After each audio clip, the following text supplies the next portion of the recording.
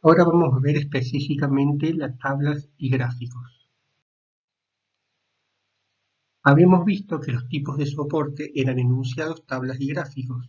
Habíamos dicho que los enunciados se utilizaban cuando teníamos poca cantidad de datos y simplemente son unas oraciones en donde se presentan esos datos.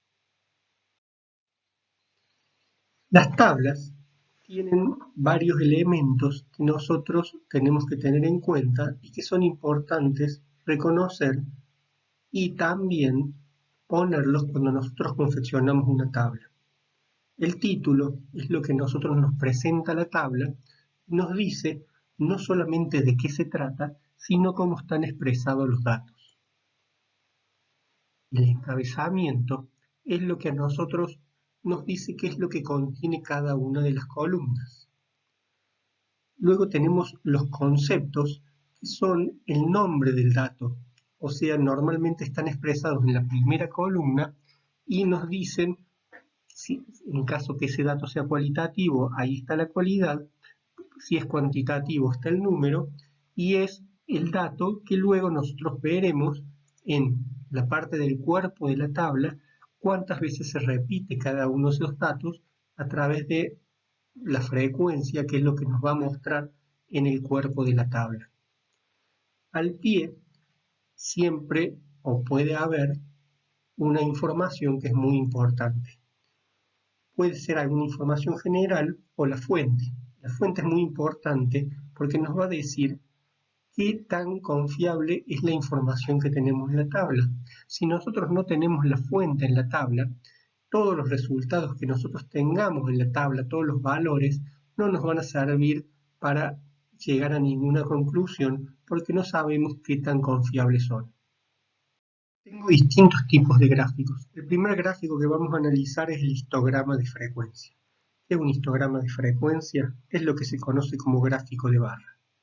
Los gráficos de barra pueden tener las barras juntas, pueden tener las barras separadas, pueden tener las barras horizontales, incluso pueden ser de diferentes colores.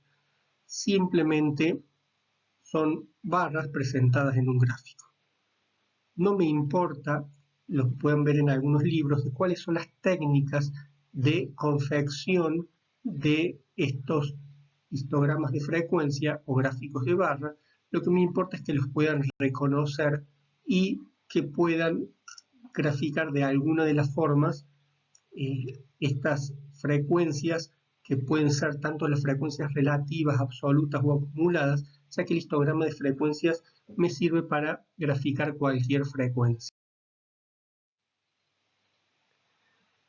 Otro gráfico que tenemos es el polígono de frecuencias. El polígono de frecuencias es el que nos marca puntos unidos por una línea.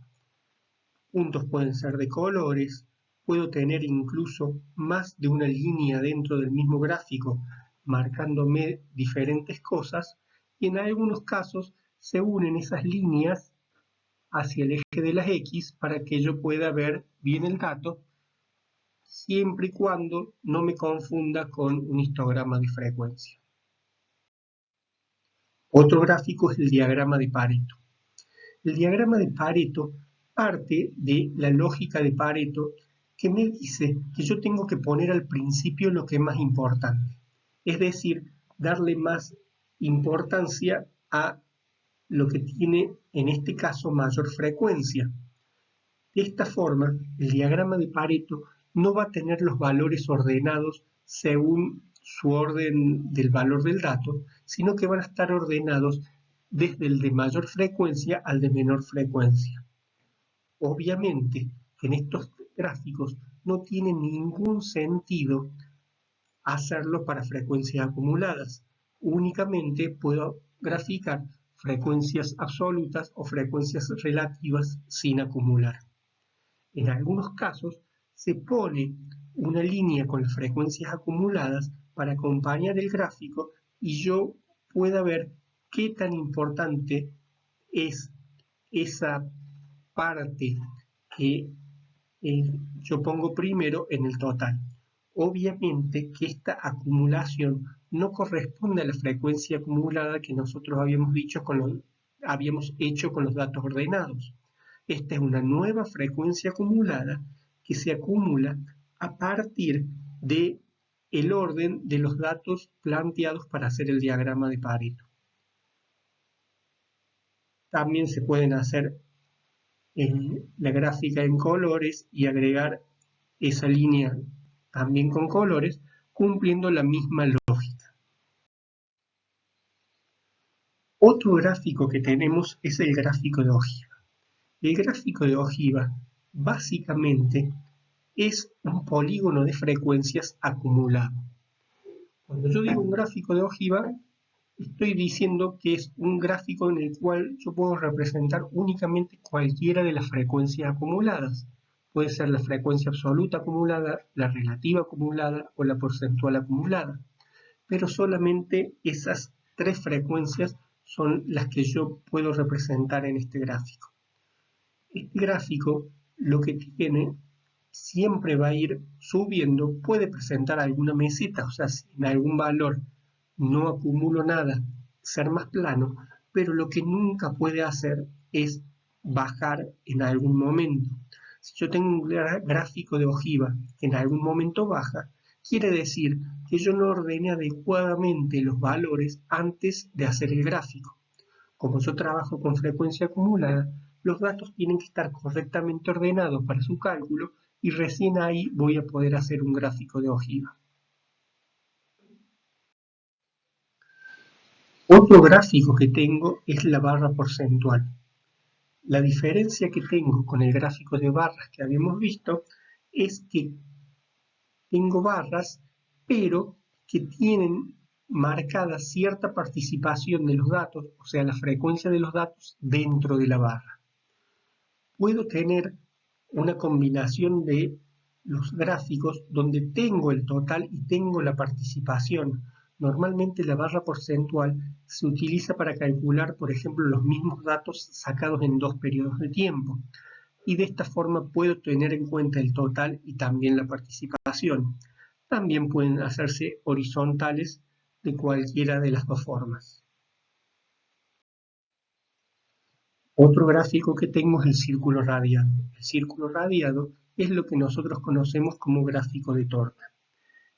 Para poder construir adecuadamente el círculo radiado, necesito tener calculadas las frecuencias relativas. Luego puedo presentar las frecuencias absolutas, pero si no tengo calculado las frecuencias relativas, va a ser muy difícil construirlo adecuadamente. Y normalmente se utiliza para mostrar las frecuencias relativas.